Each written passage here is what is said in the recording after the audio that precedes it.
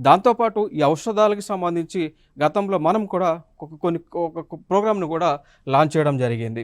దాన్ని వ్యాక్సిన్ మైత్రి అనేటువంటి ఒక కార్యక్రమాన్ని కూడా కేంద్ర ప్రభుత్వం లాంచ్ చేసింది.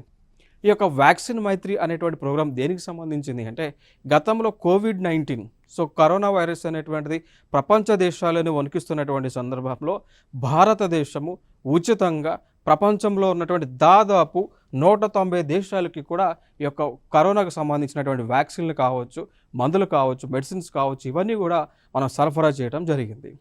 కొన్ని దేశాలకు కూడా ఉచితంగా మనం మందులను, వ్యాక్సిన్లను ఈ కరోనాని కట్టడి చేయడానికి మన భారతదేశము ఇవ్వటం జరిగింది.